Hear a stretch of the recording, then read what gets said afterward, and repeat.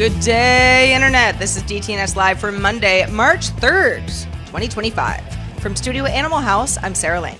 From Studio 7 in Los Angeles, I'm Tom Merritt. And I'm Allison Sheridan from the Podfeet Podcast Empire. And I'm the show's producer, Roger Chang.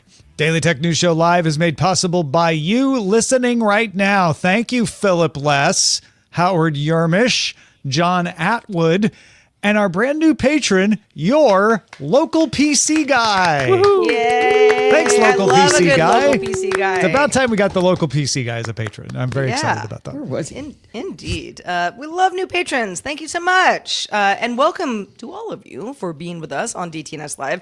This is the show where we discuss the tech news to help us all understand it a little bit better as we're together. Allison Sheridan, how are you doing? I'm doing fine. It's a beautiful spring day out there, man. It's crisp. It's clear. The mountains had snow on them. It's just gorgeous out there. And you have a new dog. I do have a new puppy. Dog. His name's Kepler, and he's just so cute. He's just a cute little buddy. He's so cute. Where did Kepler come from? He came from the Helen Woodward Foundation down in San Diego, which is where we got Tesla, our previous dog. And it's clean. It's quiet. We picked the dog that wasn't barking and jumping, and he's like super chill. He's really sweet. That's Laminar awesome. Rainbow must like dog talk because it just gave us a $2.99 super sticker on YouTube. Nice. How about Well, there that? you go. How about There that? you go. I can do more dog talk, Laminar, if you want. Well, you know, maybe we'll do it in Discord afterwards. But since we're all here to talk tech, let's start by checking out the news. Apple CEO Tim Cook posted the words "this week" on X and attached a video that when you play it has the words "there's something in the air." So we've been racking our brains over here to figure out what could it mean. Something in the air. I don't know. It's maybe an umbrella of some kind. Or... Probably means a MacBook Air with an M4 chip and upgrades including up to 32 gigabytes of RAM, faster memory, additional CPU cores, a 12 megapixel center stage camera, and improved external display support. But who can say for sure? Who can say? We'll have to wait and see. Germany's Deutsche Telekom, or DT, announced it's building a phone in collaboration with Perplexity, Pixart, and others. It'll unveil details in the second half of this year and sell it in 2026 for what it says is going to be less than $1,000. DT's Magenta AI Assistant app will be on that phone and also available to existing customers on iOS and Android. Also at Mobile World Congress, Lenovo announced the Yoga Pro 9i Aura edition. That's A-U-R-A. Has Intel's Core Ultra processor, an NVIDIA RTX 5070 GPU, and a 16-inch 3.2K PureSight Pro display, and Lenovo's Creator Zone AI suite for content creators. It will be launching in Q2, starting at $1,799. Lenovo also announced the IdeaPad Slim 3X, which is a Copilot Plus PC powered by the Snapdragon X chip, has an open SSD slot for storage expansion. That's kind of nifty, and launching this month for $649. The UK's Information Commissioner's Office, or ICO, will investigate how TikTok uses the information of users between the ages of 13 and 17 to recommend content. The investigation will assess whether harm or information leaks could come from those recommendations. The ICU is also investigating Reddit and Imgur's age verification system. Now, one thing when we talk about generative models is there's a lot of criticism about what comes out of them, but there's also concern about what goes into them when the data set is available to everyone. Researchers at Truffle Security discovered almost 12,000 valid API keys and passwords in the Common Crawl data set, which is, of course, used to train models. But the problem isn't the models. The problem is anybody can get that data set.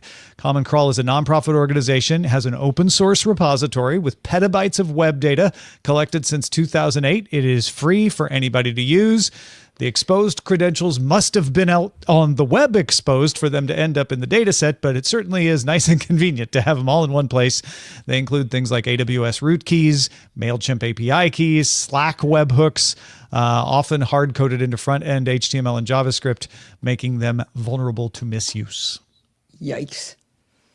Yikes indeed. The information sources say YouTube is redesigning its TV app in the next few months to feature paid content from various streaming services directly on the homepage, which would make it act more like Netflix. Right now, you would have to go to YouTube's video page and, it's a little bit more buried. Third-party services, Paramount Plus, Max, for example, would become part of the main interface and let creators showcase their videos in seasons with automatic previews. Continuing the TV discussion, if you are a Hulu user and you like movies and you also wanted to watch the Academy Awards last night, Sunday night, you would know already that Hulu had a tough night at the Oscars. Subscribers watching the Academy Awards show were not pleased when the service ended its broadcast before the show was actually over, with Best Actress and Best Picture Oscars still to come. Social media platforms and the Hulu subreddit went nuts, to say the least. A lot of people complaining and, I'm going to cancel Hulu. How could you do this to me type thing.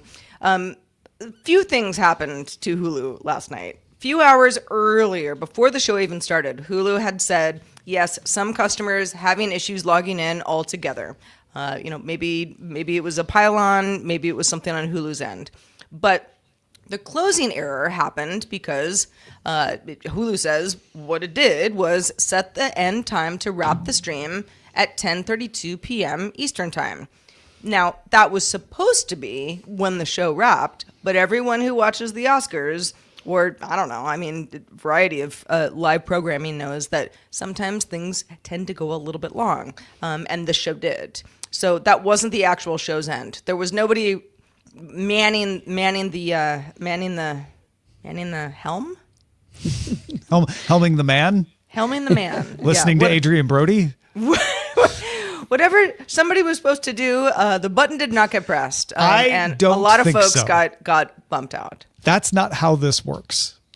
So I think it is very easy to throw stones, and I'm not going to try and stop you. Throw all the stones you want at Hulu, because this is annoying. Live is hard. This is not Hulu with live TV, right? This is Hulu. So if you're like, wow, they've got the whole live TV, that's a whole separate platform. My theory, and I don't have any basis for this, but except for my own experience with these kinds of tools and these kinds of systems, is that there's a default end time for things on streaming in their system, and someone forgot to uncheck it. Someone forgot to go in and change a 100%. default. I agree. This is not, no one was manning the helm. This was somebody entered something, forgot to change something, because that's way more likely that somebody just didn't change a default setting than it is that somebody put it in wrong. Or they didn't know that the sandworm was going to come back for a second time and play the harp. That might have been what it was. Like, had he not done that, they might have been fine. Sure. That is also contributing to the problem. You're right. Well, yeah. To your point, Tom. Somebody not sitting at a chair, pressing the red button. I think that's what a lot of people imagine, right? Yeah. Right. It's like, no, you're.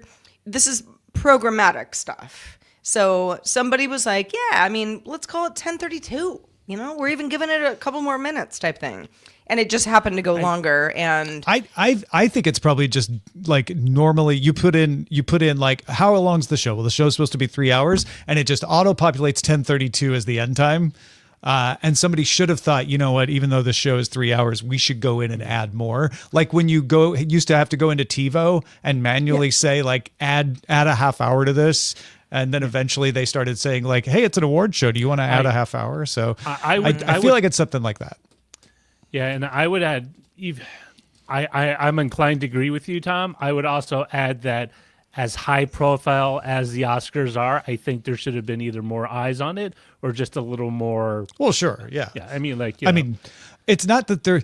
It's always easy to go like, oh, something happened was wrong. Let's change a rule for the future. And you're not wrong. This shouldn't have happened. But I'm guessing it wasn't like, people are acting like Hulu did it on purpose. No, like, I don't think it means. No, there's no I don't way. I definitely don't think it was on purpose. But I think it's. And I don't think it was an incompetency or anything. It's an oversight. And you're right. But it's a high profile product. You want to. That's a really good point. Is that the Oscars are still popular enough that people got mad.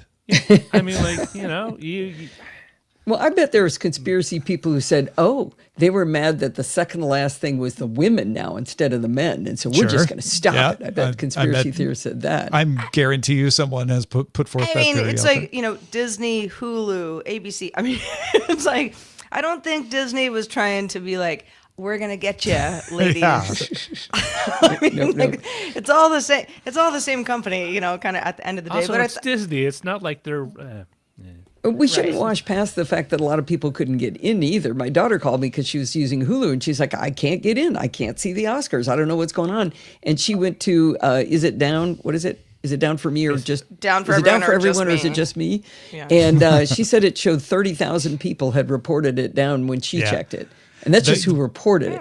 What that tells me, okay, with any live streaming event, you have to provision your resources. Sure. And it's, again, always easy to go, well, like, why didn't you provision more resources than you needed? They always do. You can't provision infinite resources. It costs a lot. So you try to provision more than you need, but not too much more than you need. So you're not spending more than you have to. There's a lot of data on this, right? They could have looked at the demand from the previous years. Yes, and they did. That's my point. That's my point. Is they did, and the Oscars were more popular on Hulu than they thought. Again, they haven't streamed them live on Hulu in the past. So they're looking at past data and going, okay, a lot of people watch it live. A lot of people watch it on social. We can estimate this many people will be interested in streaming live.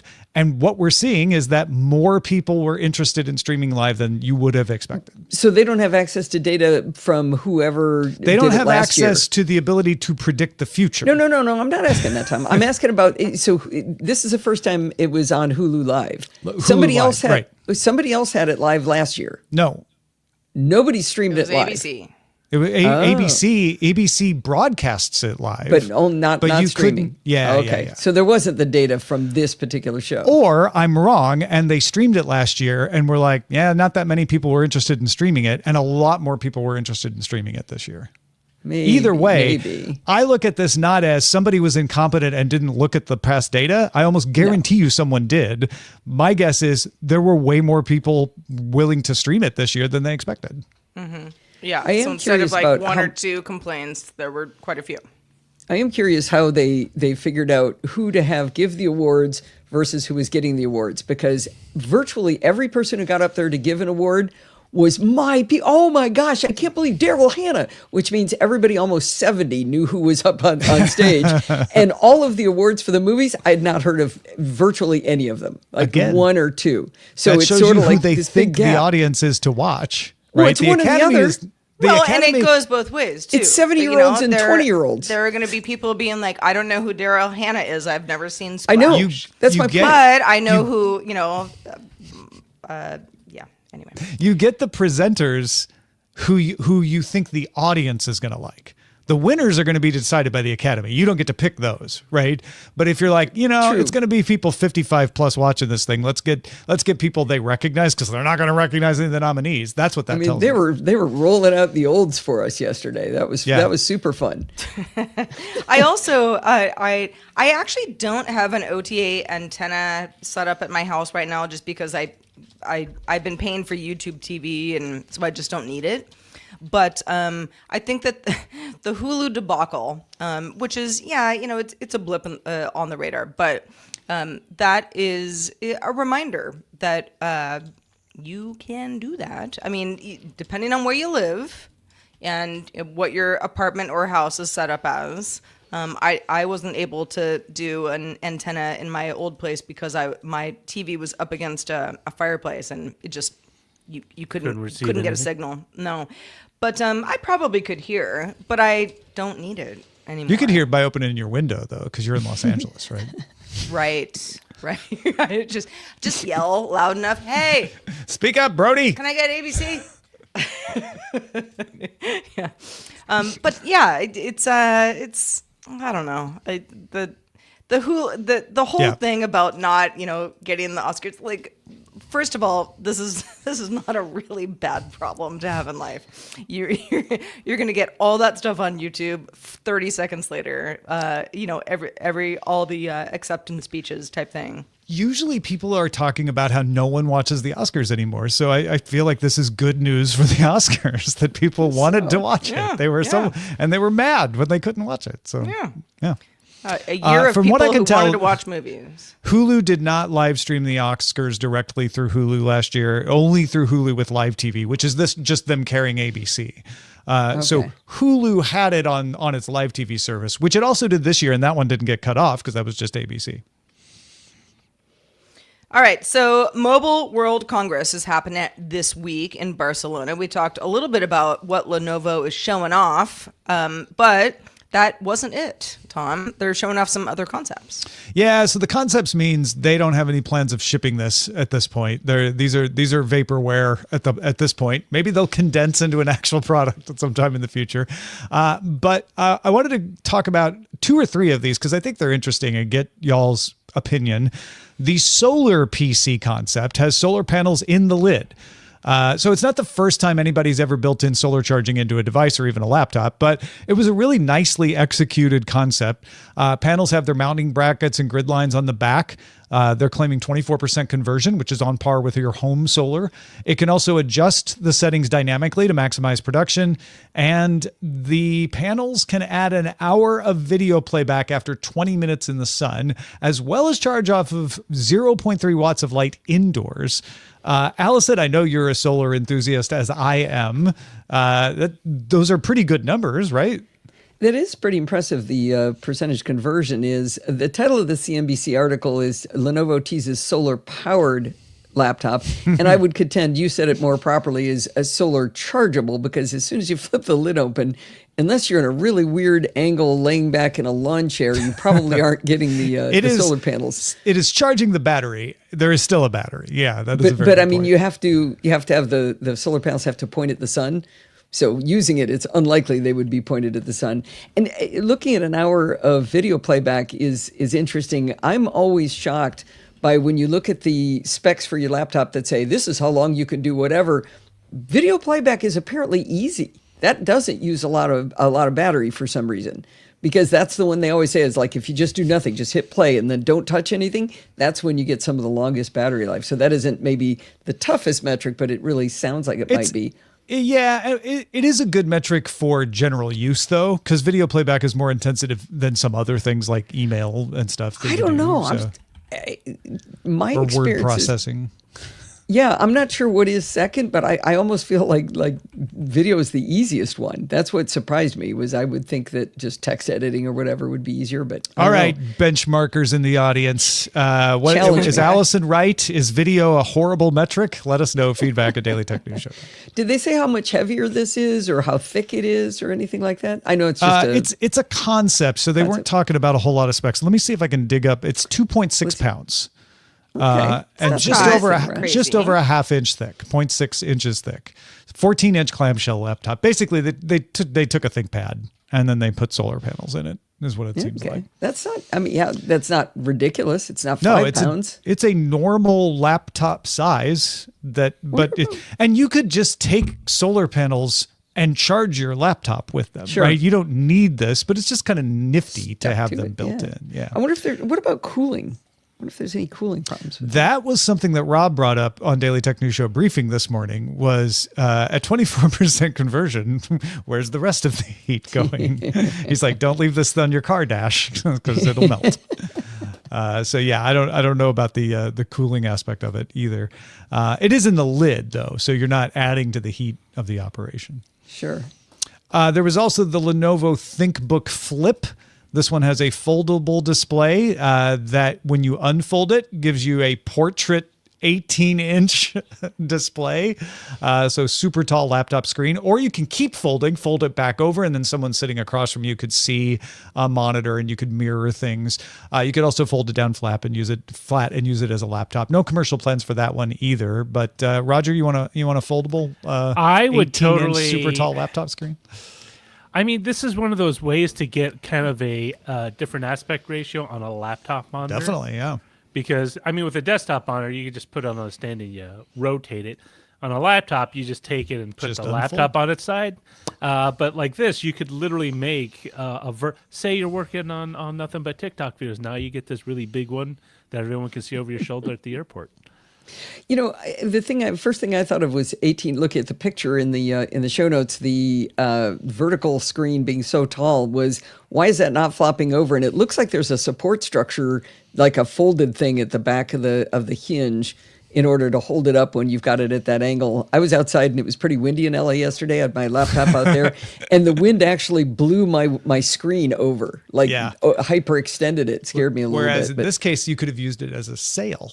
And it would be, once again, a power device. You could charge your laptop with. The only thing I noticed is that, at least in the pictures, that the second half, the hinge part, doesn't fold all the way flat to the back of the other half of the screen, because I think it does. So that they said you can mirror it to somebody on the other side. So Yeah, looking at one side. I don't know if it's flush to the back or if it just kind of tents over so that they can see. Because if it's flush, that'd be great, because you could have the laptop closed and just have that portion open and use it if it's touchscreen enabled. You can when it's 18 inches, you can fold it out and make it an 18-inch laptop, but I don't know if you can make it a 13-inch laptop or tablet. Sorry, 18-inch tablet. Because that'd be great. That like eliminates two devices with one. Yeah, I mean, you can use it as a tablet. Yeah. But I a mean, very if you big could just, tablet. Yeah, just to have it like you're pulling it, on a flight, or you're in between Uber rides or whatever. Be nice. It definitely feels like, sure, having the 18-inch screen, for yourself, great. It feels like a collaboration device. This feels like something that, you're at an airport. You're about to, get on a plane, and then you have to, make a big presentation, and you want to go through that PowerPoint together type thing. Mm-hmm. That's what it feels like to me. But I also do. I would love an 18-inch tall screen. You could have two widescreen, apps open at the same time, getting stuffed in them both. I mean, more screen is always better. Yeah, I agree. And if you're sitting on an airplane, I don't know why we keep thinking of airplanes, but if you're on an airplane, it folds up. So it gives you the bigger screen without impinging on the space next to you, right? Unless you're in first class. I don't know if that's going to do any good, because the top of the seat in front of you is a lot closer. So that would be folded at a pretty weird angle if you're on a plane. Well, you could fold it so you're not going to encroach on the person next to you. But that's always a problem. I guess the problem gets worse as it goes farther up, because it gets closer to your forehead. Right, because the angle. Yeah. Just kick that person and tell them to lean back forward. I mean, big laptop screens always come with the big problems. Yeah, well, they have a larger physical laptop. Even if the insides are like the actual components don't take up that space. Yeah. You just need that extra housing. So the heat issue is why the solar is a concept. The size issue is why this is a concept. Some of the other concepts they showed off were a display with a neural processing unit inside. So that even if your PC doesn't have the ability, like it's not a Copilot Plus PC, you could plug it into the display, and then you could do local generative models on your display's NPU instead of having to have one in your laptop. So that's nice. It also, that same display, because it's got an NPU, can rotate, elevate, and tilt to follow you. It can use some computer vision to make sure that it's looking at you as you move around. There was also an external neural processing unit, an external NPU, so that you could add a 32 TOPS NPU over USB-C Thunderbolt 4 to cool. To any other laptop. That shouldn't be concept. That should be for I was sure. Say, I don't know if it's the price on this one that is the holdup and why it's a concept, because it seems like a no-brainer that people would want it. Yeah, that's fantastic. Plus, it's not got the heat problems. It's not got the too big problem. Right. I mean, if drops you think in a bag. Yeah. You need at least 40. You need 40 tops, right, for to be Copilot. This is you're right. 30? You're not going to make this because it's only 32 tops, but it's going to help. It's going to help you be able to do some on-device stuff. If they do come out with the 41, they would make gangbusters on it, because there's so many legacy devices where people my computer works great. I really don't want to just throw it out and buy a $2,500 machine to. I mean, that's true at 32 tops. Even if you can't be a Copilot Plus PC, there's a whole lot you can do with 32 tops. What can't you do without it, though? You just do it, everything slower, Everything right? has to go through the cloud. You can't do any on-device generative processing.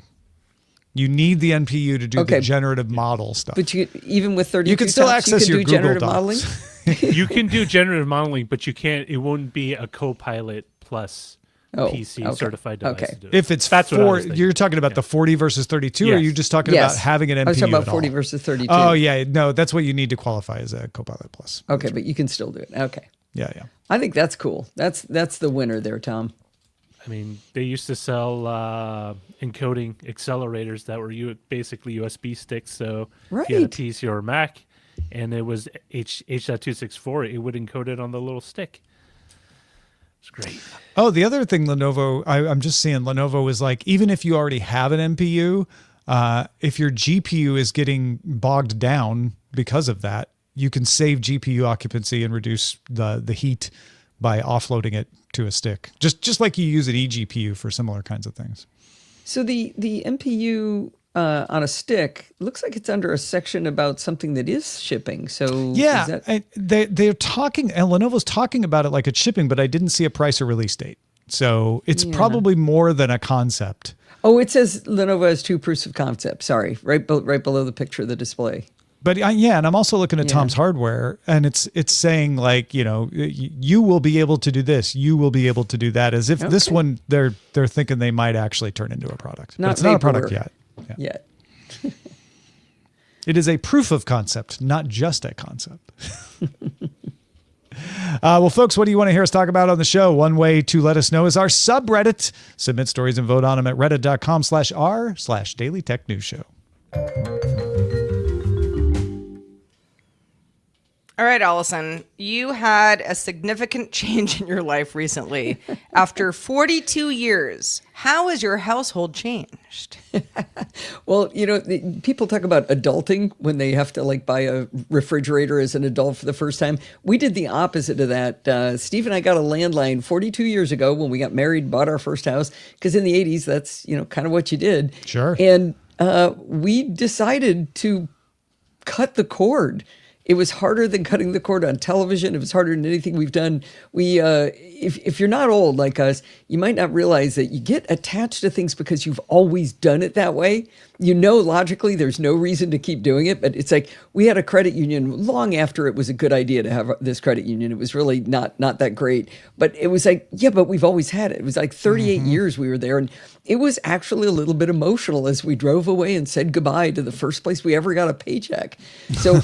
It was kind of like that. The landline, basically its job is to deliver spam calls, and we've been using Nomo Robo for ages. Where it used to be that it would ring your line once and then go to the bit bucket in the sky, and but then they changed it a little while ago to where it's like 1.5 rings. So you sort of hear it ring twice, and I swear sometimes they get through, and I kept telling Steve, this is never for us. I haven't answered the phone in a year. He'll still sometimes go answer it. And finally, I said, okay, let's start a little tick mark thing on the whiteboard.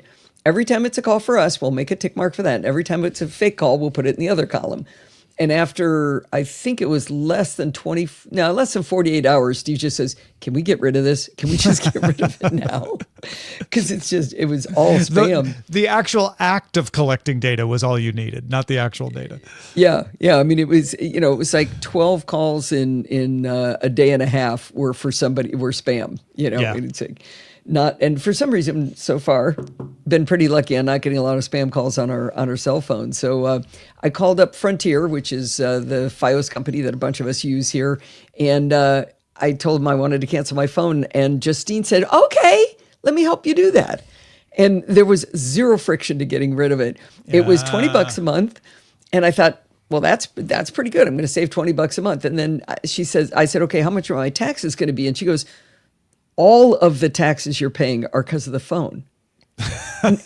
Oh, so wow. Internet's we got 500 symmetrical on internet, and it was $40 a month, and none of the taxes, $7.62 was all on that $20 phone bill. You get 500 symmetrical for $40 a month?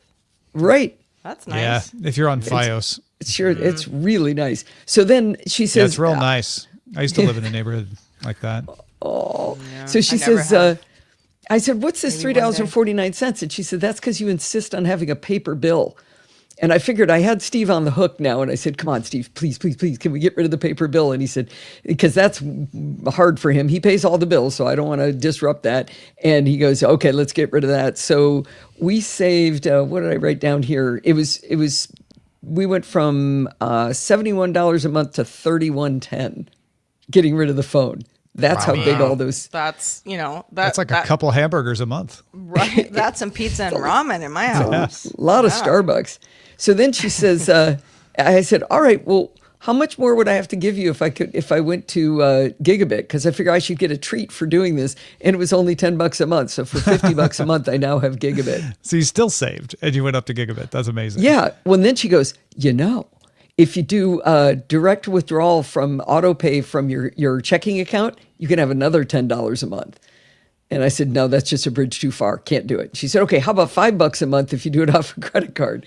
And I said, No. That's too much change. Too much change. Can't do it. I would do the credit card. And this may be Easily a do the very $10 a month. U.S. centric question. Sure. But I have had those sorts of like, if you do auto pay, rather than something manual every month, like you get a little discount. Why is that? Because they just figure that you can't forget. You otherwise? will pay. Well, there's that. You will pay, so they'll get their money on time and they can count on it. But also, they don't have to go through the cost. There is cost associated with tracking you down, sending you a bill, and processing a payment that autopay relieves. Now, it's not like autopay is costless, but and it's not like your individual bill is costly for them to go and send you a bill and have you pay, but over the thousands and thousands of customers they have, it adds up and saves them some money.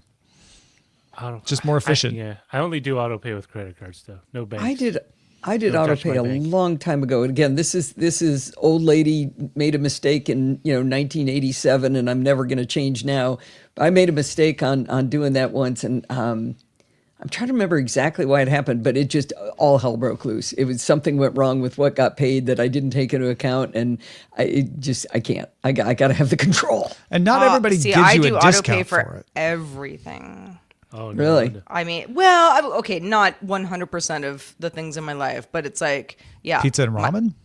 Dude, there's If I auto paid pizza and ramen, there's only two things I would be in a auto-pay. world of hurt. The rest I need to know. No, I just, it's like I know I have to pay my auto insurance. I don't even want to think about it. I know I have And that's to a pay. good example because you can never negotiate that. But Frontier is a perfect example of they just creep in like it's $5 more, it's $10 more, it's $15 more. And I have an annual reminder to go in and go back and go, okay, what's the latest deal you can give me to make this stop happening? And this was a full on like separate phone line into the house. This wasn't. Oh yeah, we got rid of hardware. We have this big thing hanging on the wall, and I had automation set up that would turn off the landline when I was recording, and all it's just gone. Yeah. We switched off. We stopped having a landline when we moved in 2010. And it was a little nerve-wracking. It was because we were moving, we're like, well, we have to take action to have a landline. Maybe we just don't take that action. We don't call and set up a landline and see if we can get by. Never looked back. We were fine. That makes me happier that it was missed only. it. So that was just what 15 years ago. Did you 15 say? years ago. And honestly, I'm not sure that if far we behind. would have canceled it if we hadn't moved. It was the moving that made us go, well, should we set it up again? Maybe not. Yeah. I ended up just doing UMA because I took my phone with me with the same Uma phone Thurman. number. Yeah. What's an UMA? UMA, it's VoIP. Like Google Voice? So it's basically it is a POTS system over What's the internet. POTS? Well, Plain it's old telephone service. It's what Is that I really what it's- it yeah stands for? Yep. yeah. Plain It's old what I telephone. need to run my fax machine. What's a fax? It's how I alert the county when. You have a fax machine? Yeah.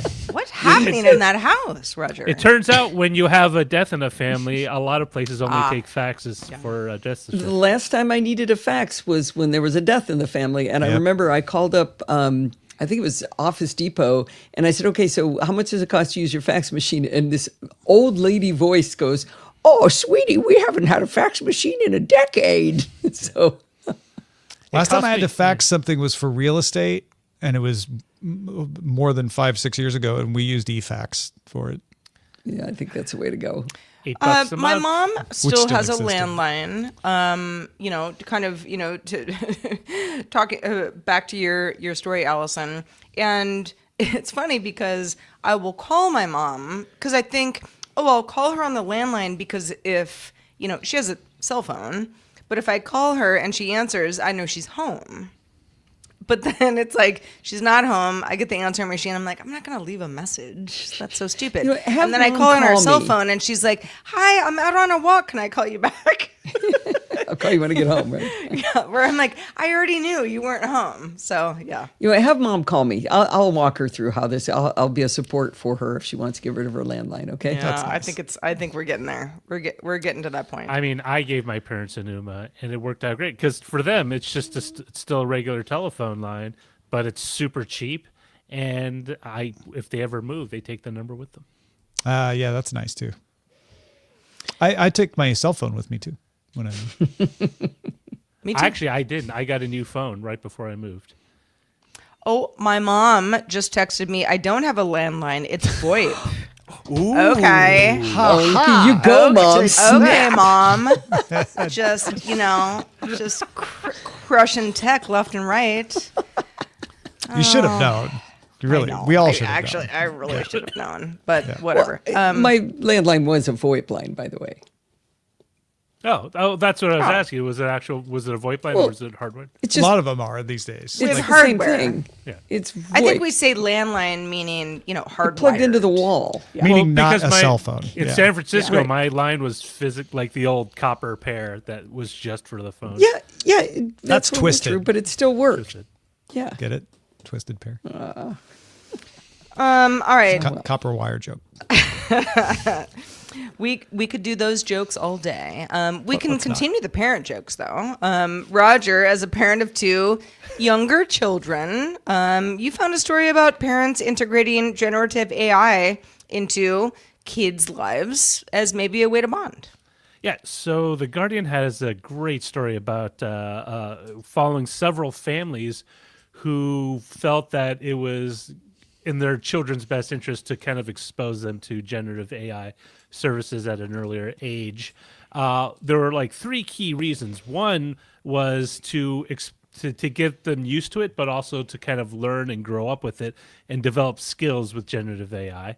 The other one was using it as a way to kind of segue into a discussion about, you know, understanding what the tool is, but also understanding what it's not. It's not a person. There's certain emotional bonding things that people do with technology that might not be the healthiest.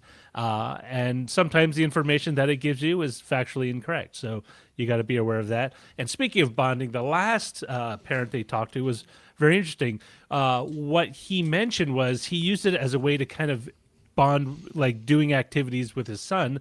And whether or not it was immaterial what the response, like in this case, ChatGPT gave him, it was just a way for him to have quality time with the son, but also have conversations around difficult topics in the same way that maybe in the old days we use sports, right? For, you know, whether it's a softball league or something, we use it as sort of an allegory, metaphor for other life lessons and stuff like that.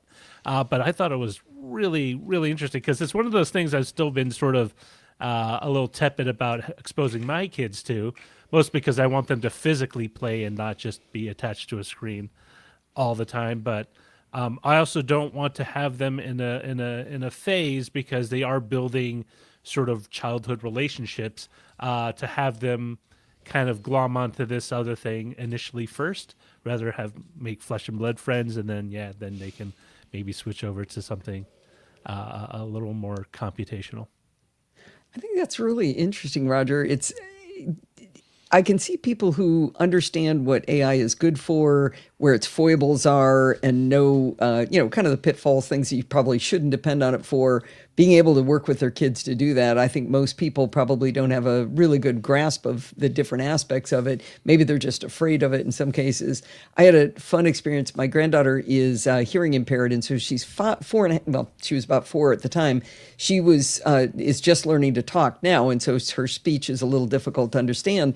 But she had this little play mat out that was for Disney characters. So it had 4 different things on it. Think of it like a map, and it was from 4 different movies. And she was playing around with different figurines, and she had one from Moana 2, and it was the pig.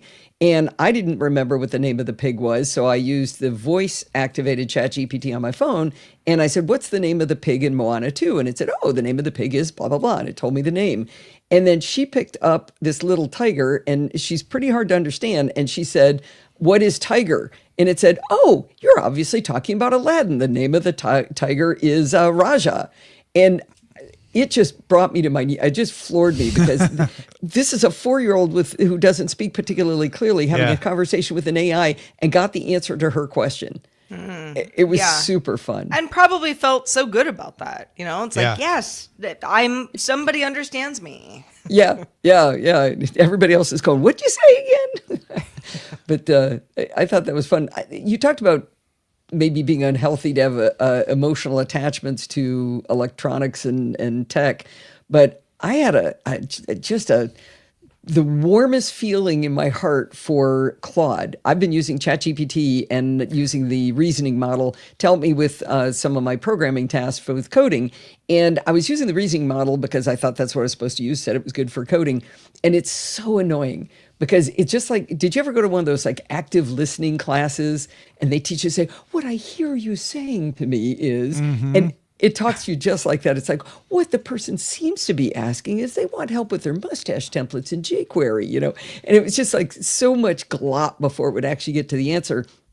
And then on the show, Molly was talking about using Claude and how she uses that for privacy reasons. And I thought, I haven't tried Claude. Let me try it. And so I fired it up. And I was working on some coding where I had these things called mustache templates, and I had my ID identified by this mustache template, and all of them were working except for one of them.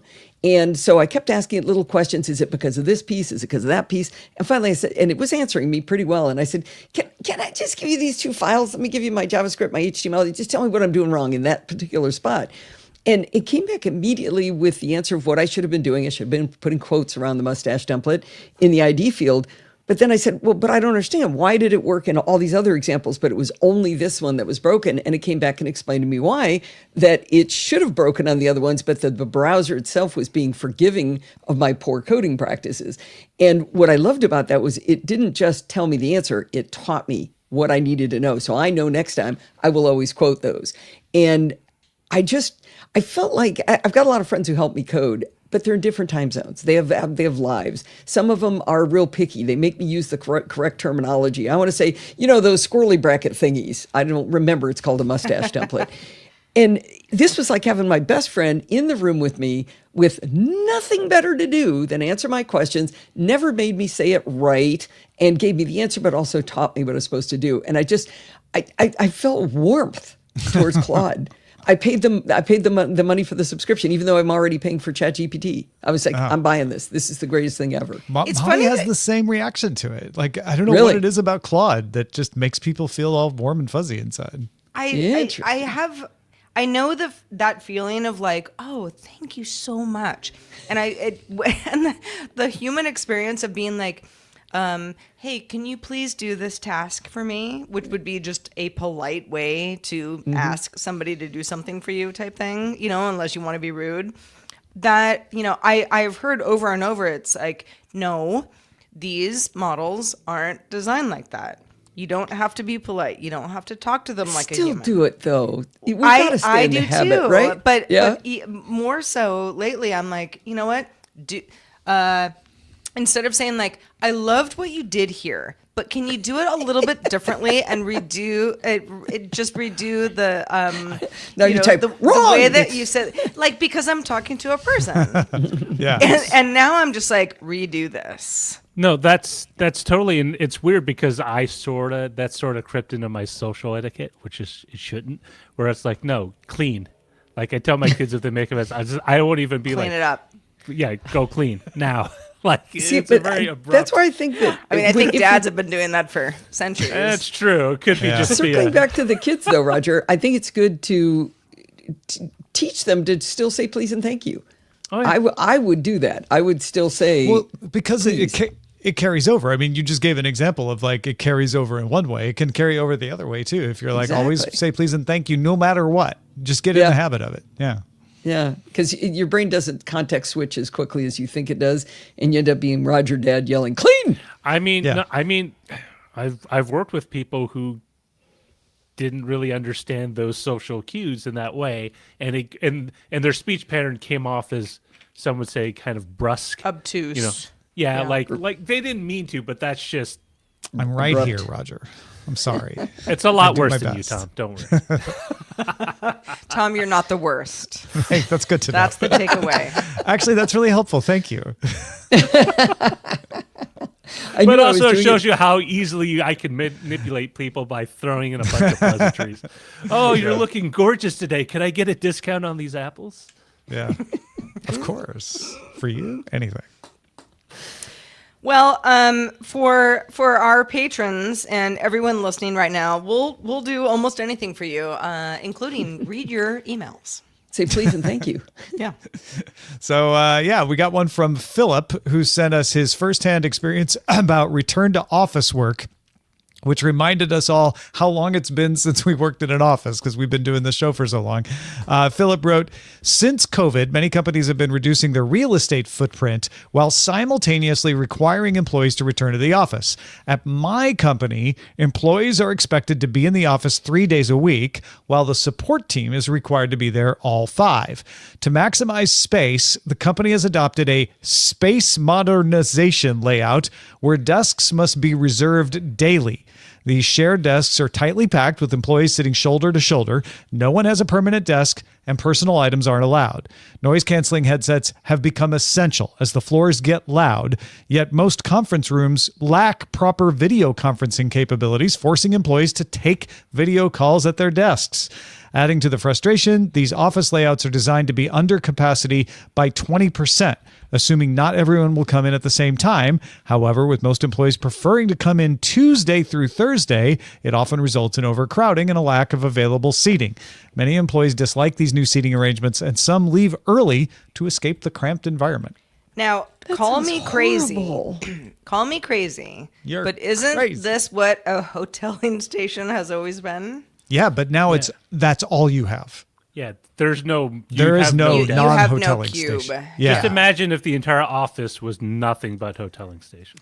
Personal the items not conquering being of- allowed. I mean, I guess you wouldn't, Well, you don't want to leave a coffee cup there. Yeah, because you'll never have the Whatever. same desk. And you can't So- have the little well, photo or of go your missing like or something. of your family or some sort of memorabilia or whatever. But yeah, you're This not sounds like going to a be at the same nightmare. desk. So I mean, you can bring them, but you just have to take them with you when you leave because you won't have that same desk the next day. Your little Yeah. wild-haired troll doll can't be stuck to the top. I of mean, the in theory, I don't have a huge problem with this, but we all know it's like you sitting this sit in a close to chair and you're like, the somebody? chair's all screwed up. This is not the, No, I have to, Yeah, do no, all I this hate it. stuff. I and- hate it. Remember what it, we I used hate to it. do in hoteling? We would sit down. It's like, this is the wrong chair. And we would go through the 5 other chairs, putting our butts in. to Oh, see which one's the 100%. right one. Yeah, I would Oh, be yeah, like, Philip no, didn't even talk about I'm the not sitting chairs. in that chair.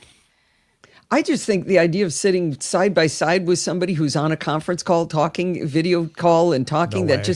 this is horrible. Yeah. This makes my skin crawl to think of this. This is And- awful. One of the things I took away from this is Philip saying, you know what? The companies that are requiring people to come back in the office are also cutting down their real estate. Because Yes. the knee-jerk analysis from everybody is like, yeah, it's because they spent all that money on offices, so they Yeah, they want have everyone to to get come like in. tax breaks. so Yeah, they have which to maybe keep is those- true in a lot of companies. I'm not saying it's never true, but it's not always true. And they're still wanting people to come in. It's because the managers want control. They don't like not being able to see what the employees are doing. Yeah. Yeah, and it also sounds like a terrible case of musical chairs too. You show Oh my up and gosh, you don't. yeah. I mean, you literally don't have a place to sit. That it just. Wow, Just talk the about idea of productivity cubes killer. 25 Right. years ago. Yeah. the- Can you imagine you walk in on a Tuesday morning, you're like, oh, everything's full. Yeah. Okay, I'm out of here. I had to wait in line for my coffee. I had to wait to get into the parking garage, and I had to run around trying to find a parking space. And now I don't even have a desk. Like, how am I supposed to work? Yeah, like, can I just go home and work? And I drove. No, you're required to be in the office. Oh, jeez. Oh, boy. Yeah, Seamus is saying you can book up to 2 weeks at a time. And Lord Leon 77 says they can reserve a desk for up to 1 month ahead of time. Oh, that's nice. Yeah. Yeah. Philip is jealous of you both. There's definitely a way to do this. Yeah. You know, depending on the company and, you know, how everyone's habits are. But yeah, Philip, thank you for the, you know, on the ground, you know, reminder for those of us who work from home, what is going on in certain corporate environments. I had no problem getting to my desk today. No, me either. My desk. I'm not trying to brag about that. I'm just saying I now appreciate it more that I exactly. Yeah. Sometimes my armrests move around, but that's my own fault because I'm the only one who sits in this chair. I took the armrest off, so you did? Yeah. I had an ergonomics person come in and do that. They were trying to figure out why my my left shoulder was hurting, and they did everything possible. They put a monitor, moved my monitor. It was above the other one. They moved it to the side. They took the armrest off because they thought I was leaning. And maybe I've told this story before. Steve finally figured out what was wrong with my shoulder. We were sitting in the evening watching TV, and I had my laptop on my lap, and he asked me why my laptop was so far away. I had been losing my close vision. And I didn't know it, and I was just pushing it farther and farther. And all evening, I would sit there with my arms outstretched. I got bifocals essentially, and brought it closer, and the pain went away. It had been there for years, and he figured it out. Yeah, it's the Laura Palmer effect. Sometimes your arms bend back. Allison, I'm with you. I mean, I'm wearing contacts right now, but if I wasn't, I can't see close up. I can't see anything.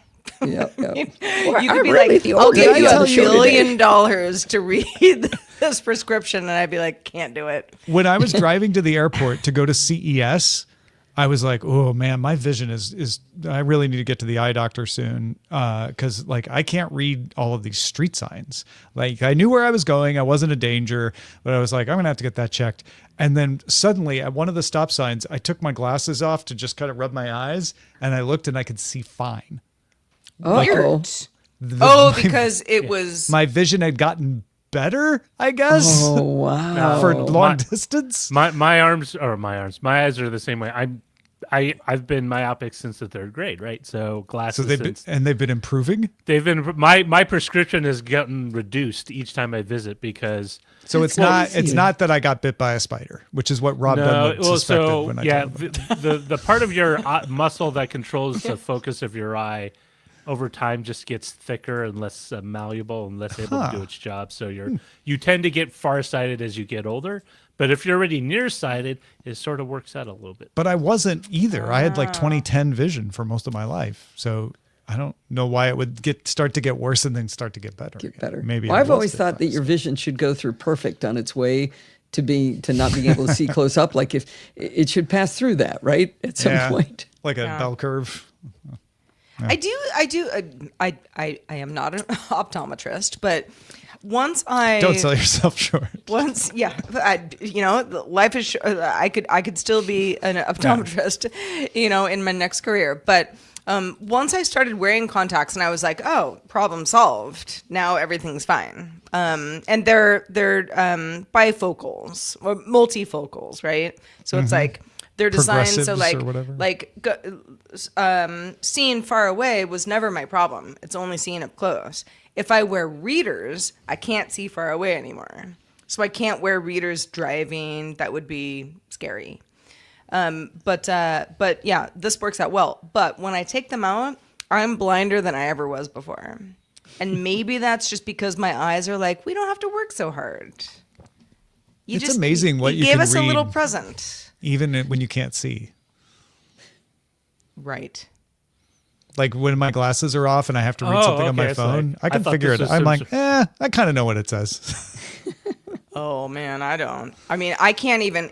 If I look at my Apple Watch without my, contacts or glasses on, no idea what time it is. You've never been able to just be like, I know that notification is for that app, and even though I can't read the letters, because it's you I can't can't see get the it time. far enough away. Because it's it's like no, I can't. I'm need- saying I can't read the letters, but I can sort of guess what it like, and I've even responded to text that way. I got to tell you, the hot ticket. That would I can't explain see this, everything. Explains a lot, doesn't it? What are you But here- saying? But I here's was my just like, response. that is not even close to what I asked it. All right, so if anybody has other options for us, maybe we all need new eyeballs. Who knows? Cataract surgery. No, Allison has the eyes of a 20-year-old, literally, like do. she took them from him. So does my mom. Cataract surgery. Now she Right, doesn't Mom, even we're have together. contacts anymore. Feedback at dailytechnewsshow.com. Send us all your optical stories and more. Allison Sheridan, whether you're wearing glasses or not, we love having you on the show. Thank you so much for being back today. Let folks know where they can keep up with your latest. Well, that's always at podfeet.com. One of the things I've gotten passionate about over the last week is trying to figure out a way to have a message on my phone on its lock screen that says a phone number to call if you find my phone. This is something I used to have ages ago, and I did 2 different articles about it. One was to use Widgetsmith from David Smith in order to add a widget to your home screen that has the phone number in it.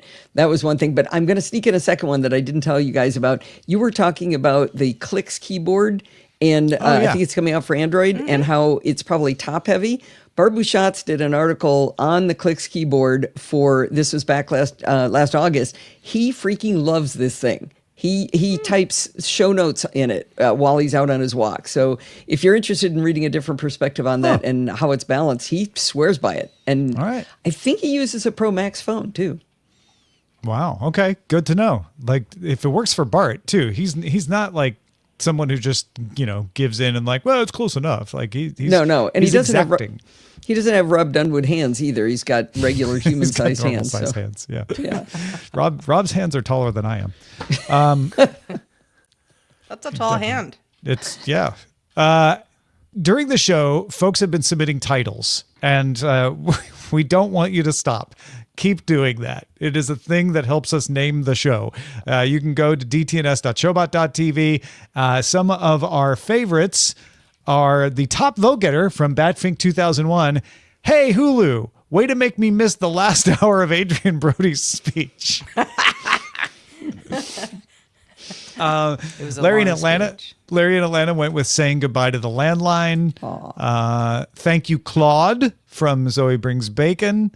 The Academy plays Hulu off the stage, also from Batfink 2001. Nick with a C. Of course, Roger has a fax machine. Of course he does. Can your child break AI from Saray TW? Cutting the cord. No, not that one from Stealth Dave. Right. Ooh, the Voiper belt. The Voiper belt. Viper belt. That's so a good. I like that. That's a nice Expanse reference, too. Because of the belters. I don't know. I think Kuiper belt is probably what you're Kuiper belt. Yeah, Yeah, that's what I was thinking. Yeah. Well, Sarah, what did we end up picking? We ended up picking Thank You, Claude from Zoe Brings Bacon. Merci, Claude. Well, we like to be demure and we like to thank our AIs. Yeah.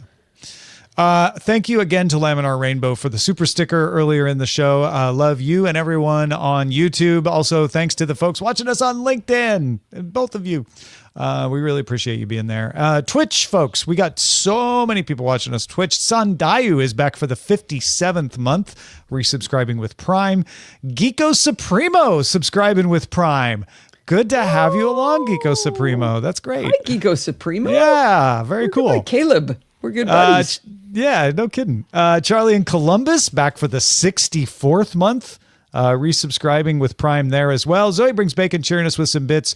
Churros y Palomitas subscribing for the 32nd month. Dan, we did get your submission and we will get it in the show. Razin resubscribed for the 39th month. Nick with a C at tier 1 for the 32nd month. Wrote good evening, internet. Zoe Brings Bacon back for the 42nd month at tier 1. They've been subscribed for 70 months.